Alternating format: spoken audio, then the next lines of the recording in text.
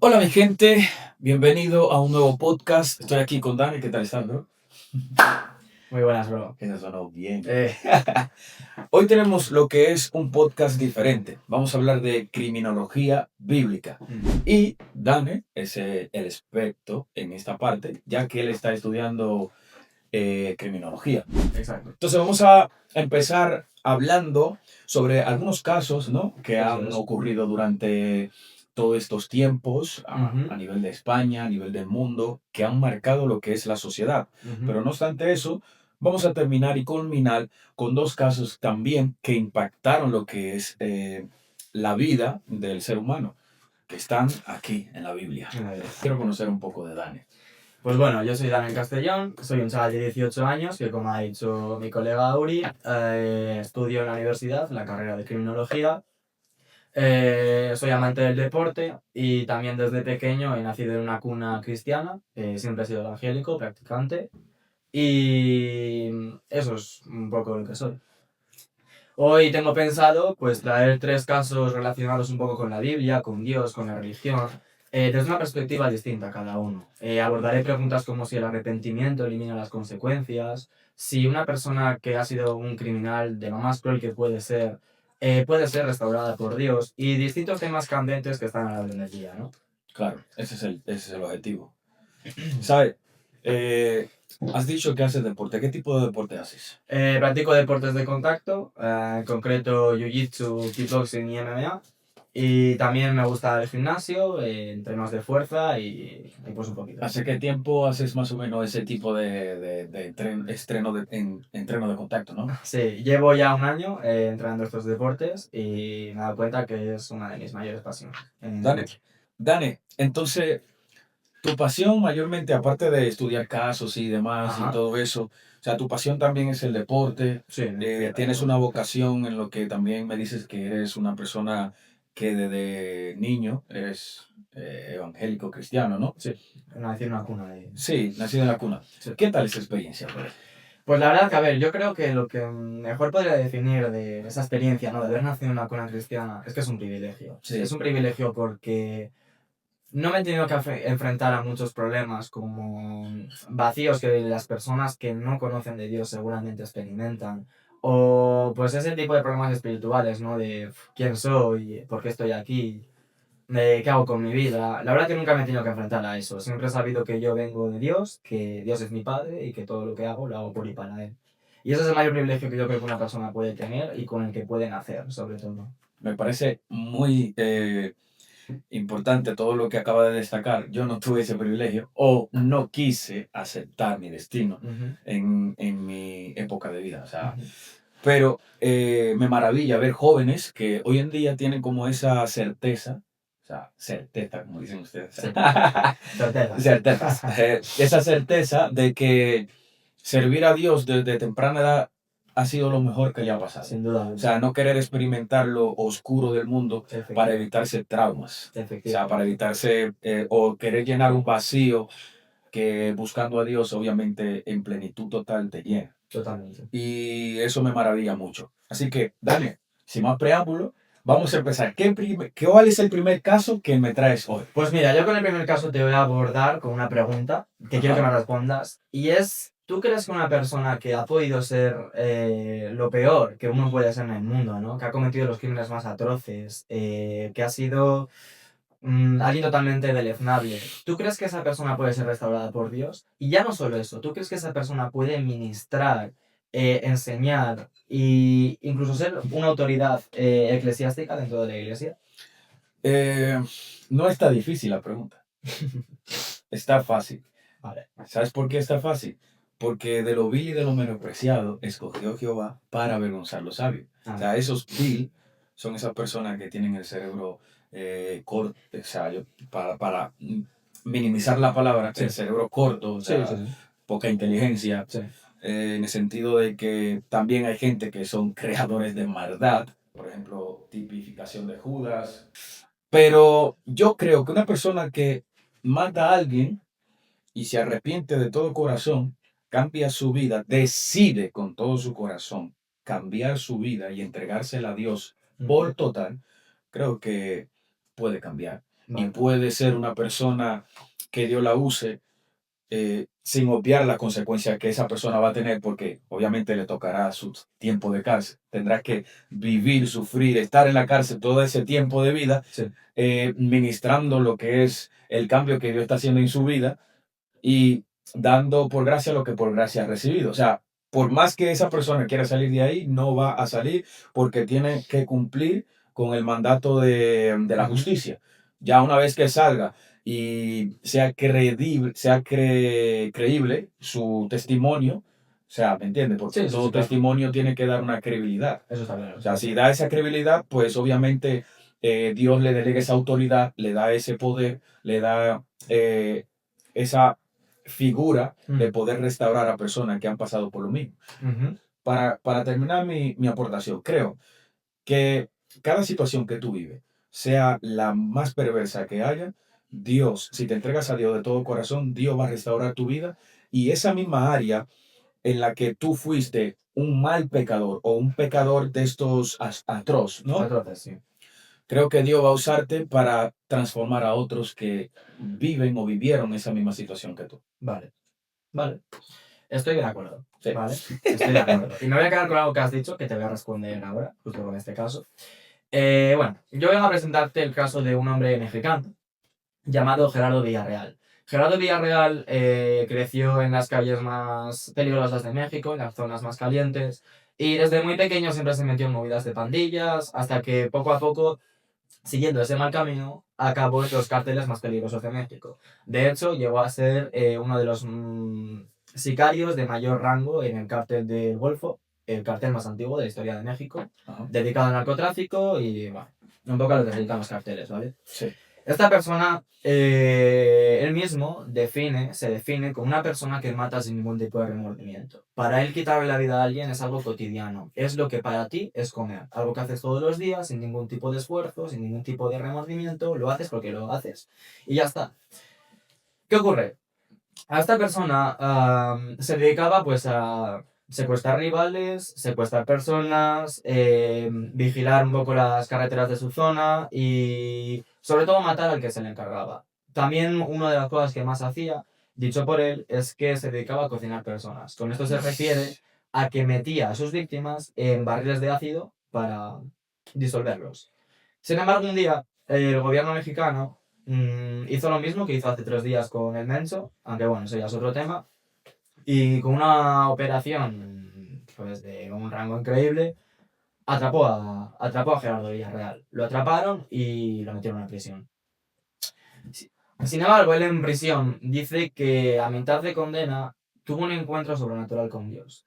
Así un día como le pasó a Pablo, se le apareció y desde ese día pudo notar y sobre todo soportar el peso de cada una de las víctimas que él había, ¿no? acabado con su vida.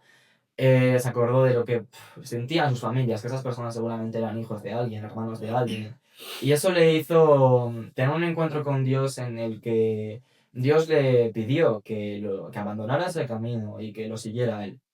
Él cumplió su condena en la cárcel y mientras él estuvo pues eso, en prisión, se dedicó a estudiar de manera militar la palabra, estudió la Biblia de principio a fin, empezó a predicar la palabra a los demás presos. Y algo que tú has dicho antes, que me ha gustado, ha sido algo como que su testimonio sirve para ayudar a los que han pasado por lo mismo que él. Él no predicó la palabra desde una superioridad moral, él predicó la palabra desde el fango, es decir, de criminal a criminal, de asesino a asesino. Y así pudo expandir un poco lo que es la palabra de Dios por la cárcel. Cuando salió de la cárcel, siguió dedicando su vida a Dios, viviendo a tiempo completo para él, y acabó haciéndose pastor. Y a día de hoy es una persona que se define como alguien que va contando su testimonio para concienciar a los jóvenes de que ese no es el camino. Intentar rescatarlos de las pandillas y que lo oigan no de boca de sus padres o de un policía, sino que lo oigan de alguien que ha conocido ese infierno por dentro, ¿verdad? Claro. Entonces él va día tras día a centros de rehabilitación, a prisiones, siendo una autoridad eclesiástica, pues eso, a rescatar a los jóvenes de las pandillas y enseñarles que eso verdaderamente es el infierno en la tierra. Yo te voy a hacer una pregunta. ¿Cuál fue la infancia de Gerardo? Gerardo pues no creció en la familia más millonaria de México. Su infancia fue, pues eso, en las zonas más conflictivas, en la calle. O sea, ¿crees que la infancia que él vivió le influenció todo lo que más adelante cometió? Sin ningún tipo de duda. Es cierto que eso no es una excusa, porque muchas personas han vivido infancias terribles y no son nada de asesinos. Pero sin ningún tipo de duda, el mayor factor que hace que una persona se convierta en un tremendo psicópata como lo es Gerardo es que no ha vivido una vida fácil. Es a lo que ha estado acostumbrado y así es como se le ha enseñado. Bueno, yo puedo añadir también que la gente decide el camino que escoger, que Exacto. dices tú. O sea, yo hubiese podido elegir ser un asesino Exacto. o un matador o lo que sea, pero Ujú. decidí seguir a Cristo. O sea, aparte de que viví un fango de vida, Ujú. pues decidí tomar una dirección diferente. O sea, no esperé. O sea, sé que se escucha cruel y a veces no me cabe en la cabeza, brother, de que cómo una persona puede llegar a tanta crueldad en la vida y después estar como sin nada. Es que es el mayor debate de criminología. Mira, yo antes de meterme a estudiar la carrera, yo era de los que decía, no, una persona que ha matado se merece estar en la cárcel toda su vida. Pero también pienso y digo, wow, es que yo creo que Dios nos da a todos segundas oportunidades, ¿verdad? A él lo asesinaron y nos perdonó a todos. Yo sí que abogo porque esas personas se merecen unas consecuencias, pero de verdad, ¿no? Unas consecuencias que realmente les hagan recapacitar sobre lo que han hecho. Pero no que estén como si no hubiera pasado nada, ni tampoco que estén toda su vida o incluso quitarles la vida Ya, por algo que hicieron, lo cual se puede perdonar. ya. Es un poco duro lo que estamos Sí. escuchando, pero bueno, es que esto no ha pasado en otra vida, esto ha pasado aquí, Ujú. en el mundo. Entonces, tenemos que afrontar la realidad. ¿Qué otro caso me tienes?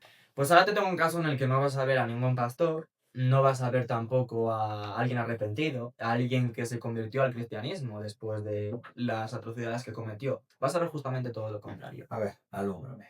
Este es el caso de Richard Ramírez. Richard Ramírez fue un niño que creció en uno de los barrios más peligrosos y pobres de California, concretamente en la ciudad de Los Ángeles. Y él es un niño de orígenes mexicanos también, ¿vale? Sus padres, su familia son todos mexicanos, pero bueno, él nació en Los Ángeles y se crió allí. El problema de Richard Ramírez es que una vez más volvemos a la influencia. Su ambiente familiar era totalmente abusivo. Padre maltratador y alcohólico, la madre no estaba muy bien mentalmente, tenía trastornos. Pero esa no fue la mayor raíz, ¿no?, que le hizo ser quien fue. Fue su primo. Él tenía un primo mayor que fue a la guerra de Vietnam, era un veterano de guerra, sirviendo a Estados Unidos. Y como le pasó a la mayoría de los soldados que sirvieron en Vietnam vivieron traumas que Sí, mayormente yo vivo en unos traumas muy, muy crudos. demasiado crudos por todo lo que hicieron allí. ¿Qué pasa? Que cuando el primo de Richard volvió de Vietnam, empezó a enseñarle a Richard, con tan solo de 6 a 9 años, lo que estuvo con él, a cómo matar a una persona, a cómo utilizar un cuchillo, a cómo abusar sexualmente de una mujer. Le enseñó fotos de cómo él en Vietnam abusaba de mujeres, cómo las esclavizaba, las torturaba, métodos de tortura. Y era una persona que le enseñaba sobre todo que la mujer no era una persona, era un objeto para mantener relaciones y se acabó. O Que sea, su vida no valía nada la usaba y punto. y adiós. Y su vida no valía nada y da igual si la matas, si la esclavizas, si la torturas, no pasa nada. No es una persona, es lo más inmundo que hay en este planeta. Es peor que un animal, incluso. Entonces Richard desde muy pequeño empezó a usar esas técnicas que su primo le enseñaba con animales. Empezaba pues torturar perritos, gatos, pájaros y eso fue ya creando en él el monstruo que sería en un futuro.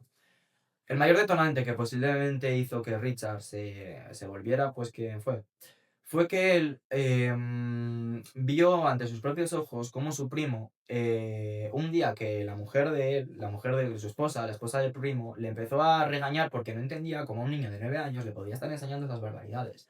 Entonces el primo, ya cansado de esas broncas que le echaba a su mujer, la metió en la habitación y con un revólver la disparó y la mató. Simplemente porque le cuestionó los métodos de enseñanza que tenía a su primo pequeño. Y esto Richard lo vio con sus propios ojos. Entonces Richard creció como un completo drogadicto. Era una persona... O sea, drogadicto, violador, asesino, Efectivamente. Era una persona que no era con para un nada... trastorno psicópata. sin duda. Pero mira, dentro de los psicópatas hay una variante que es el narcisismo. Sí. Richard era un narcisista de verdad. Que se creía un que hacer dios. todo lo que... Se creía que estaba por encima de cualquiera. Entonces, era una persona que cabe destacar que no era para nada higiénica. Tenía por las drogas, los dientes podridos, no se lo arreglaba, una persona pues con mal olor. Sin embargo, sus rasgos faciales era una persona bastante atractiva. Y esto te lo digo porque luego vas a entender el porqué, ¿vale? Él empezó abusando de niñas, de mujeres, hasta que fue escalando y se convirtió en el acechador nocturno, o como le llamaban en California, The Night Stalker. Era el apodo que le tenían porque él comenzó a cometer sus crímenes todas las noches del verano del 85, metiéndose a las casas de las personas. Él se metía, se colaba en una casa por la noche. Ajá. Y sin importar si era un abuelo, una abuela, un niño, una niña, una mujer, un hombre, se los cargaba. Primeramente él siempre hacía lo mismo, abusaba sexualmente de ellos y luego acababa con su vida. ¿Cuál fue el problema? Que todo ese vacío que surgió en Richard hizo que él se metiera en el satanismo. Se metió a un nivel en el que él llegó a decir que se consideraba un enviado por Satanás, por las tinieblas, para cometer estos crímenes y así que su padre, es decir, Satanás, le otorgase una protección frente a la policía, haciéndolo invisible. Vale, ahora mi pregunta es, ya que llegamos a ese punto de que él consideró a Satanás como su padre, Efectivamente. ¿qué tú piensas de eso bíblicamente? Bíblicamente me parece que es una aberración absoluta. No fuimos creados para eso, pero no lo voy a cuestionar, me lo creo, porque yo sé cómo... ¿Tú crees que Satanás le influyó de tal manera que se volviera de ese tipo de persona y cometiera todo ese tipo de delito y hablase de cómo hablase de que Satanás era su padre y que le envió a esa misión? ¿Tú consideras que Satanás en algo le influyó?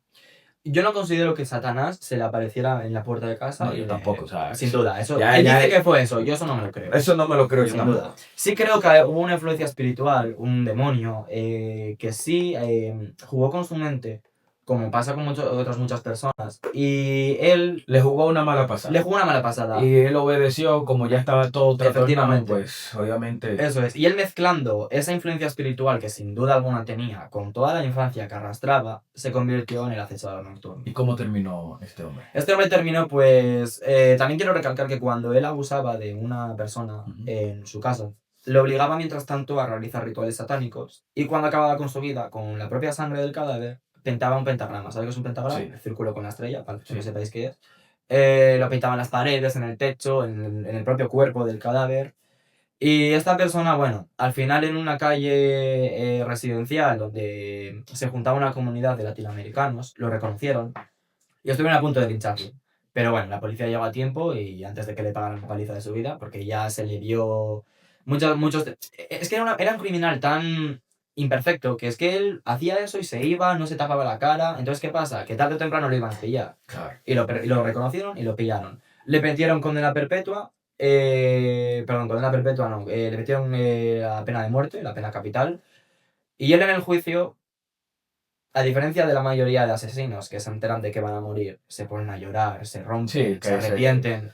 Él fue Auri con la actitud más altiva, chula, prepotente, déspota, soberbia que te puedas Un imaginar. psicópata. Auténtico psicópata, de manual. Él iba al juicio siempre vestido de negro, iba sonriendo, se arregló la dentadura, iba sonriendo y siempre hacía algo muy característico de él en los juicios. No voy a hacer el símbolo, ¿vale? Pero él con las manos hacía... No sé si alguna vez has visto en algún retrato de Satanás que está con la cabeza del macho cabrío y tiene una pose en la que tiene la mano así con el signo de los cuernos. Sí. No voy a hacerlo, pero la pose es así. Él se pone la mano, hace los cuernos y él en el juicio siempre estaba así. Están las fotos, se pueden buscar. No os recomiendo que lo hagáis. Y es que eso es morbo y no conviene. Y le metieron pena de muerte. Lo que pasa es que en Estados Unidos con la pena de muerte se va aplazando hasta que la mayoría de los casos se puede hacer igual en 20 años desde el juicio. Entonces él acabó muriendo por un linfoma en la cárcel, en prisión, en el corredor de la muerte y no llegó a ser ejecutado. Antes te decía que era una persona muy atractiva porque en Estados Unidos ya sabemos cómo están las personas, ¿vale? Las chicas que le vieron en el juicio, en cámaras, Se enamoraron perdidamente de él. Él en la cárcel se arregló su dentadura, se empezó a ser higiénico y era el Brad Pitt de la cárcel. Las chicas le mandaban cartas, le proponían matrimonio y él se acabó enamorando de una de sus fans y se casó con ella en prisión. Entonces, lo que yo no entiendo es cómo una mente puede estar tan trastornada para casarse. O sea, dos trastornados. Dos trastornados, literal. Yo creo que le daba morbo el simple hecho de estar con una persona, creo que no extraña. Sí. O sea, una persona rara. Raro. O sea, por eso es que hoy en día, si te das cuenta, todo lo que es raro, la gente que tiene como esas inclinaciones a cosas random y cosas raras, Sí. por ejemplo, los Terian, que Efectivamente. el carnaval, que hay un sinnúmero de ritos y de montón de cosas que hoy en día se considera normal, que la gente se inclina en esas cosas porque la rareza le llama la atención. El morbo. Lo negativo le llama Sí. la atención. Pero lo puro y lo santo no, bro. Pero eso ya lo dijo Pablo. A lo bueno le llamarán malo. Y a lo malo le llamarán bueno. Es así. Ese caso que me diste me dejó un poco en shock, ya que tanta maldad en una persona, o sea, es un satánico. O sea, es Satanás prácticamente encarnado en una persona. Totalmente. ¿Qué me tienes ahora? ¿Me tienes otro caso más o el último o qué? ¿Cómo? Ahora el caso que te tengo. Muchas veces a los cristianos nos dicen que somos unos sectarios, que usamos a Dios para controlar a las personas que vienen a intentar ser sanadas espiritualmente y que les manipulamos a través de Dios. Eso es. Pero lo que yo tengo a traer es la verdadera secta y uno de los motivos por los cuales... Me pongo cómodo. Y uno de los motivos por los cuales nos tachan de sectarios, ¿vale? Esta es la historia de Jimmy Jones. Vale, me suena. Jimmy Jones fue una persona que vivió y creció en la ciudad de Indianápolis, en el estado de Indiana, un estado de Estados Unidos. Y esta persona, cuando llegó a su vida adulta, abrió una iglesia, una congregación, se llamaba el Templo del Pueblo.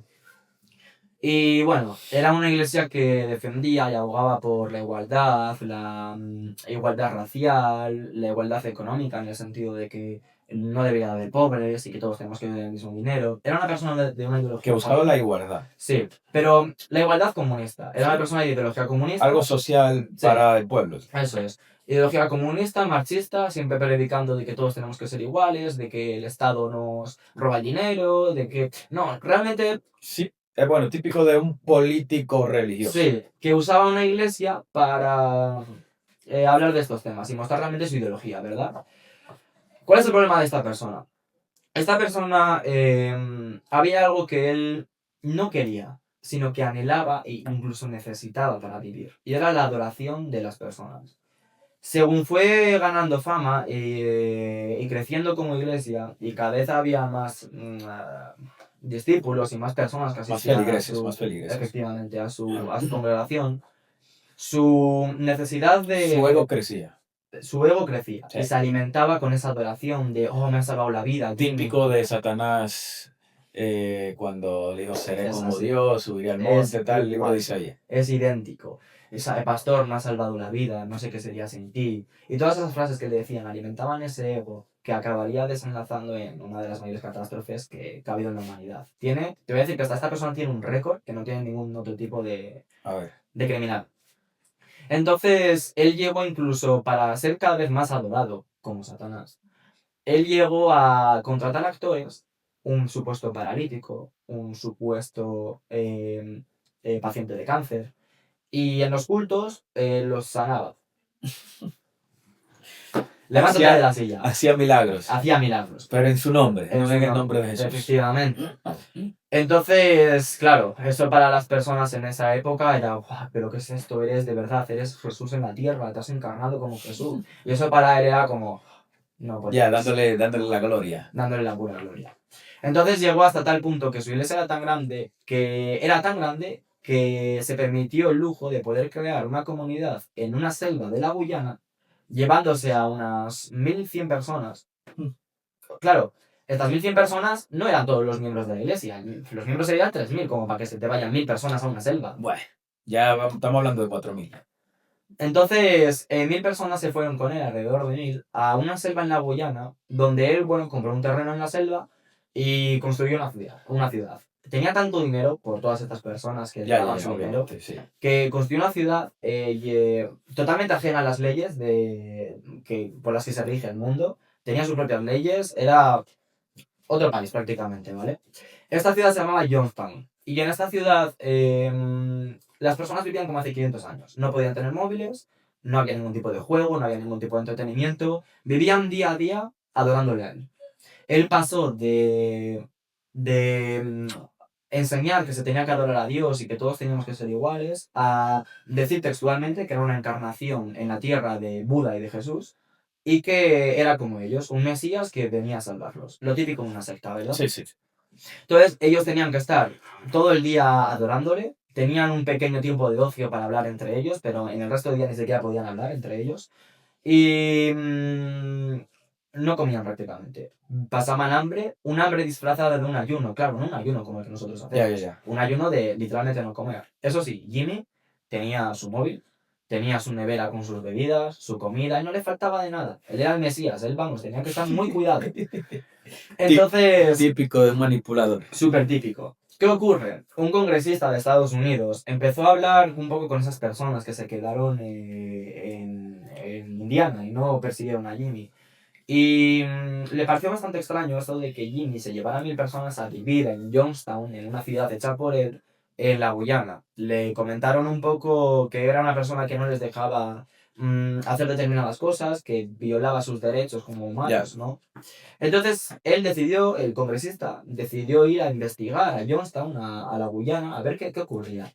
Lo asesinaron en la Guyana. Jimmy tenía... congresista. Al congresista. Jimmy tenía guardias, tenía una propia policía en su ciudad, y nada más llegar y preguntar un poco, lo asesinaron, acabaron con él. Estados Unidos no se lo tomó nada bien, evidentemente, y la policía ya puso la mira en Jimmy. ¿Qué ocurre? Que Jimmy en ese momento sabía que ese era el inicio del fin, y dijo, bueno, vamos a hacer la Noche Blanca, una actividad en la que iban a poner un barril entero de zumo de uva con cianuro mezclado. Y obligó, bueno, no obligó, sino porque claro, estas personas hacían todo lo que Jimmy decía. Claro. Entonces él convenció a las personas de beber de ese zumo de uva con cianuro para que así todos pudieran ser salvados. Obviamente todos murieron. Y 900, el récord que tiene este hombre es el récord del suicidio colectivo más grande de la historia. Hizo que 918 personas acabaran con su vida bebiendo ese zumo. Y lo más cruel de esto es que las madres de los propios bebés que vivían allí le dieron primeramente de beber a sus hijos ese zumo. Yeah. Y tuvieron que ver, ¿no?, cómo sus hijos se salvaban, según Jimmy. Y todos participaron de la actividad, todos bebieron, menos 2 o 3 personas que se intentaron escapar, pero fueron neutralizadas por los guardias. Y acabaron todos muriendo. Jimmy decidió irse de una manera más rápida, se pegó un tiro en la cabeza. Y de esta manera los policías, imagínate la escena de horror. Cuando llegaron a Johnstown encontraron 918 cadáveres apilados con sangre en el suelo, porque el cianuro lo que te hace es vomitar sangre y es una muerte horrible. Y esto fue lo que pasó con Jimmy Jones. Esto sí es una secta, de verdad. Bastante trágico, ¿no? Muy trágico. Esto es totalmente horroroso. Sí, o sea, bueno. Sí, Jesús dijo que mayores cosas que él haríamos. Entonces Satanás como que cogió esa parte de que mayores cosas criminalmente él haría. Pero bueno, que me chocan estas cosas porque es muy duro, ¿sabes? Hasta dónde llega la mentalidad del ser humano, cómo tienen lo que es esa negatividad, esa maldad dentro de su corazón, y lo que lleva es a cometer todos estos tipos de crímenes, proclamarse Dios o Mesías o Cristo o un tal profeta o tener autoridad o poder sobre X personas, pero lo que más me duele es ver cómo personas le creen a gente como esas. Eso es la pregunta que te iba a lanzar ahora, ¿no? ¿Tú crees que es peor una persona que predica sobre el odio o una persona que predica sobre un amor para así intentar esconder la necesidad de control que tiene para las personas? Esto es algo que muchas veces pues nos pasa, les pasó a estas pobres personas, ¿no? Sí. ¿Tú crees que serías capaz de identificar si un pastor o un líder espiritual te está hablando realmente de un amor verdadero o te está intentando a través del amor controlar y manipular? Mira, con el conocimiento que Dios me ha dado hasta ahora, te diría que gracias a Dios puedo discernir prácticamente quién me está engañando y quién no. Sí. Porque ya que tenemos al Espíritu Santo, pues Exacto. él no da testimonio de cada persona, ¿sabes? No dice, no hace sentir en nuestro corazón directamente lo que viene de Dios y lo que no. Entonces yo creo que es un poco difícil para mí en este caso de ser engañado nuevamente o por casos como estos, situaciones como esta. Y pienso que gente que obviamente no tienen mucho conocimiento, la madurez, Efectivamente.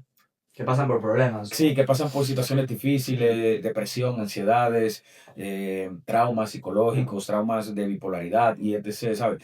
Creo que cualquier persona puede manipularle fácilmente para adquirir lo que es un poder sobre ellos, ya que ellos ya están débiles. A eso me refiero, ¿sabes?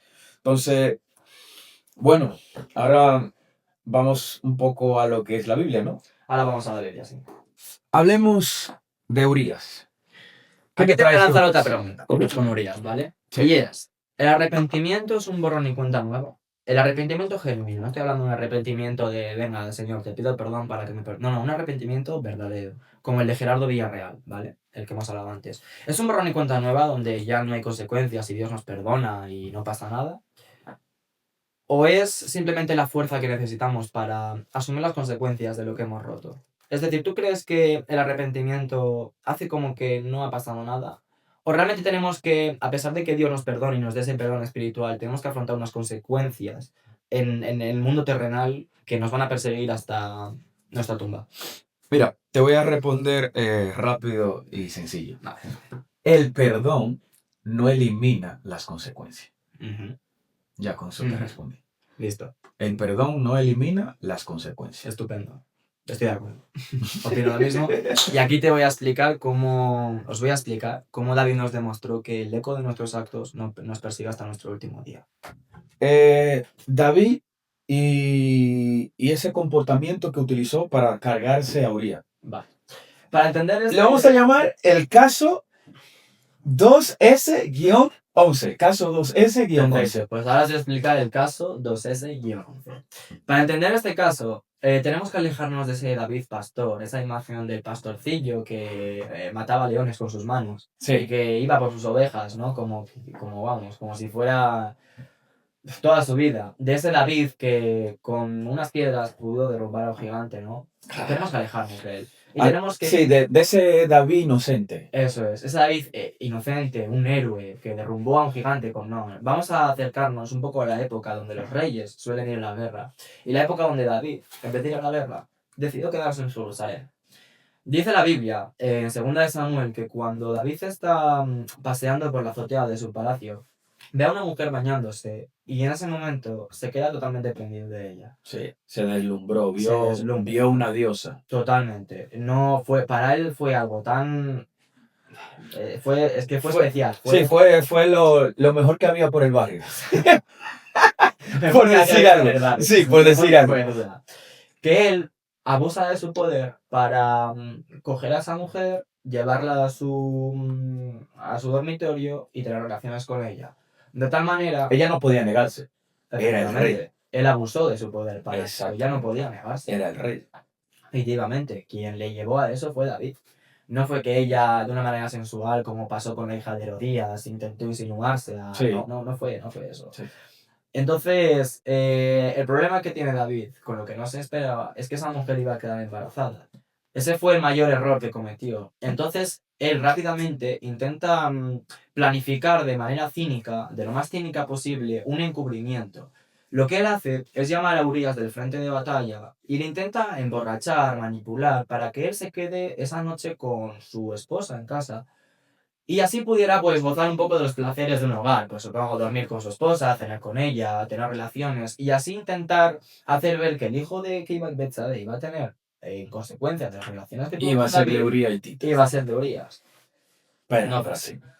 ¿Qué ocurre? Que Urias en ese momento demostró ser mucho más íntegro, 1000 veces más íntegro que su propio rey. Porque le dijo desde el primer momento, mi rey, yo no puedo... No haga yo tal cosa, ¿sabes? Yo prefiero estar Es en la así. línea de batalla. ¿Cómo ¿sabes? cómo voy a dejar a mis soldados, a mis compañeros luchando solos? Y yo de mientras gozando con mi mujer de los placeres de un hogar. Para nada. Entonces, en ese mismo momento, Urias decide dormir con la Guardia Real para así al día siguiente volver a estar en el frente de Eso batalla. es. Claro, esto para David no se lo puede creer. Él no contaba con esto. Él pensaba que Urias iba a ser un soldado que le iba a decir, perfecto, David, así me libro. No fue así. Entonces, él tuvo que utilizar su último recurso y mandó a escribir una carta. A ese último recurso yo le llamaría tipología del delito, Ajá, autoría inmediata, uso de terceros como instrumento. efectivamente. O sea, que ellos también son culpables. Joder, O sea, ellos son culpables del delito también. efectivamente. Continúa. ¿Qué ocurre? David escribe una carta a Joab, uno de sus generales, donde le pone que pongan a Urias en el frente de batalla, concretamente en el sitio más duro, donde la batalla sea Bueno, más una dura. manipulación estratégica. Efectivamente, para que así Urias fuera herido y, en consecuencia, asesinado por los rivales del ejército de David. Lo peor de todo, y lo más cruel, yo creo, es que David, el mensajero que mandó para transportar esa carta, fue al propio Urias. Y Urias, sin saber que estaba llevando consigo, ¿no? La carta que lo sentenciaría. Una carta de muerte. Una carta de muerte, la Contra él carta, efectivamente, que lo sentenciaría a morir, lo hizo sin rechistar, sin ningún tipo de... obedeciendo a su rey. Claro, porque él tampoco podría abrir esa carta, que Claro. eso era algo privado. Era algo privado. Y él, se ve ahí tanto respeto que le tenía el rey, Y obediencia. que no se atrevió a abrir Ujú. su propia carta de Y muerte. obediencia. Wow. Es una... Urias, la verdad Como que... dice tu padre, me vuela la cabeza. Es increíble. La verdad que es brutal la integridad que demostró Urias en esta historia, ¿no? Y así es, él le lleva la carta a Joab y así sucede. Urias es puesto en el sitio más duro de la batalla, lo hieren y lo asesinan. Entonces, en este momento David cree que ha cometido el crimen perfecto. Se mantiene incluso en un año de silencio cómplice, intentando hacer como, bueno, perfecto. Como Urias que no ha muerto, pasado nada. qué guay, me ha salido perfecto, me he salido con la mía. Sin embargo, iba a entrar una persona que iba a confrontarlo de tal manera que... Claro, porque Betsabé duró 9 meses embarazada. Ujú, O sea, en esos 9 meses no apareció el profeta. ujú, Cuando nace el niño, entonces el niño se muere, él se mete en un silicio compulsivo prácticamente ujú. y un ayuno para poder que el niño no se muriese. Sí. Pero cuando el niño se muere, él se levanta normal como sin nada, se pone su ropa de rey y sigue su vida normal. Ujú. ¿Me entiendes? O sea, no hubo como un tipo de remordimiento No, bueno, en no. ese entonces. Ujú. Hasta que, Hasta que el profeta Natán lo confrontaría de una de las maneras más espectaculares que podemos ver en la Biblia. El profeta Natán no tiene una charla con él de tú a tú diciéndole, oye, ¿a ti te parece mal lo que has hecho? No, no le dice eso. Él utiliza una trampa psicológica, contando una historia de que había un rico y un pobre. El rico tenía muchas ovejas y el pobre tenía solo una. Entonces un día que el rico decide hacer un banquete, le roba la única, en vez de utilizar sus ovejas, claro, le roba la única oveja que tiene al pobre, la mata y la utiliza para el banquete. En ese momento, cuando Natán le cuenta eso a David, David se enfurece de una manera bestial, sí, algo agresivo. diciendo a ese hombre hay que acabar con él, hay que quitarle todo a ese hombre rico, ¿no?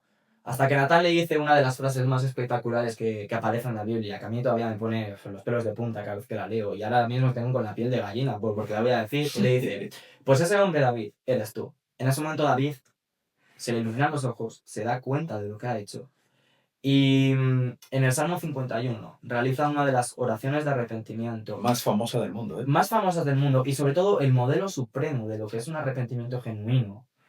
Reconociendo primeramente lo que hace David en esa oración. No busca excusas, no dice, es que Betsabé me sedució, estaba bañándose al aire libre, para nada. Él se echa la No, culpa. no hace lo que hizo lo típico de Adán y Eva, ¿no? Que fue la mujer, Claro, ¿no? Que fue la serpiente. Eso, para Él se nada. arrepintió directo. Al momento, le pide a Jehová que no la aparte de él, que no aparte su presencia, que le quite todo privilegio, que le quite el reino, que le Lo quite podemos que leer sea. un poquito. Por supuesto. Dice, Leo. ten piedad de mí, oh Dios, conforme a tu misericordia, conforme a la multitud de tus piedades. Borra mis rebeliones, lávame más y más de mi maldad y límpiame de mi pecado. Porque yo reconozco mis rebeliones y mi pecado está siempre delante de mí. Contra ti solo he pecado y he hecho lo malo delante de tus ojos, para que seas reconocido justo en tu palabra y tenido por puro en tu juicio. He aquí, en maldad he sido formado y en pecado me concibió mi madre. He aquí, Tú amas la verdad en lo íntimo y en lo secreto me has hecho comprender sabiduría. Purifícame con hisopo y seré limpio. Lávame y seré más blanco que la nieve. Hazme oír gozo y alegría y recrearán los huesos que has abatido. Esconde tu rostro de mis pecados y borra todas mis maldades. Crea en mí, oh Dios, un corazón limpio y renueva un espíritu recto dentro de mí. No me eches delante de ti, no quites de mí tu Santo Espíritu. Vuélveme el gozo de tu salvación y espíritu noble me sustente. Entonces enseñaré a los transgresores tu camino y los pecadores se convertirán a ti. Y líbrame de homicidio, oh Dios, Dios de mi salvación. Cantará mi lengua tu justicia. Señor, abre mis labios y publicará mi boca tu alabanza, porque no quiere sacrificio que yo daría, no quiere holocausto. Los sacrificios de Dios son el espíritu quebrantado, al corazón contrito y humillado, no despreciará tú, oh Dios. Es brutal. De verdad que esta oración es, Yo creo que es la oración más perfecta. Sin duda. O sea, sí. Después de la de Padre Nuestro que hizo Jesús, sí. Creo que esta es la oración top de... En lo que arrepentimiento se refiere, sin duda. Es el modelo que Dios establece que una persona se debe arrepentir. Mira, es el verdadero arrepentimiento. En la línea de tiempo de este caso, de este crimen, puedo ver que hay una conducta de riesgo y abuso de poder. Y elevará eso como detonante, ya que lo habíamos hablado. Intento fallido de descubrimiento mediante manipulación del esposo. Escalada, eliminación física del obstáculo, que al final lo logró, que fue Urias. Análisis psicológico, yo pienso que no es un perfil psicópata. No. Se observa deterioro moral, situacional, en lo que tiene que ver con su conducta. Y aparte de eso también, vemos que tiene un intento, una racionalización de poder, distinciones cognitivas. Mi posición me protege, soy el rey, yo tengo que guardar obviamente un testimonio, una apariencia, tengo que aparentar de que no ha pasado nada y que ese pecado quede encubierto. Frialdad ejecutiva y comportamiento antimoral. Estrategia criminal, uso del caos bélico como pantalla legal, cálculo de riesgo, eliminación del obstáculo, normalización posterior del entorno, integración de saber al palacio, error del autor, creencia de impunidad absoluta. El plan fue perfecto jurídicamente, pero falló en la práctica, en el plano moral y en el espíritu y en lo espiritual, tras la confrontación profética, que es lo que habíamos hablado de David. Esto es hablándolo en un término, si estuviéramos haciendo un análisis forense.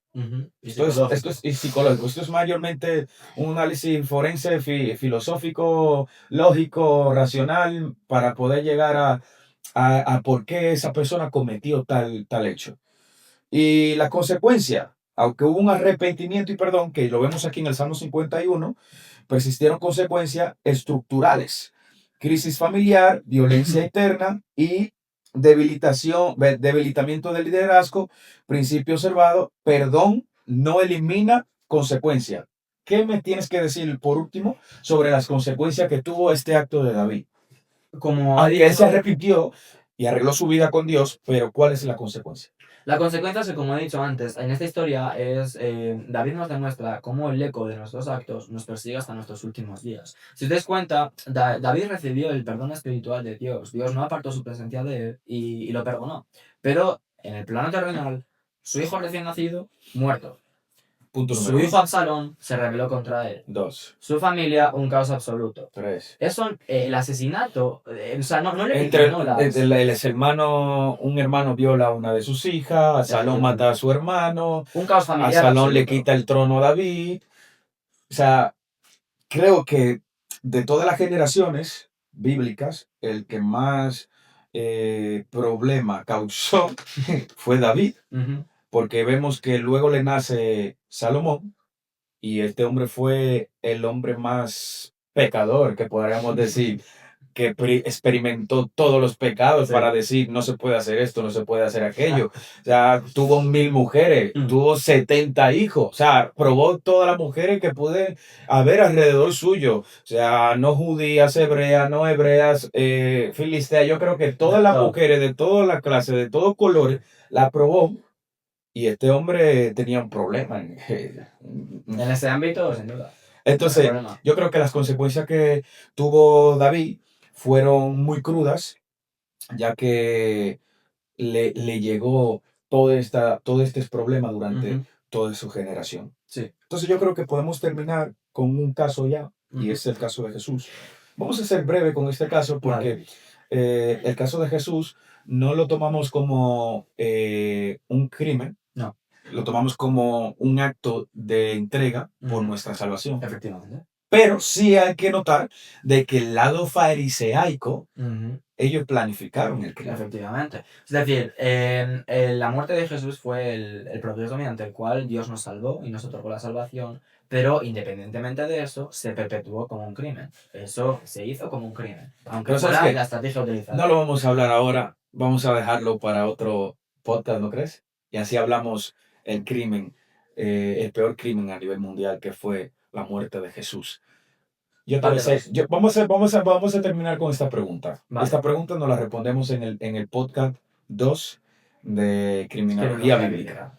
Estupendo. ¿Fue un asesinato o un crimen la muerte de Jesús? ¿O fue una entrega por nuestros pecados? Ahí lo tenéis. Te lo dejo ahí. Muchas gracias, brother.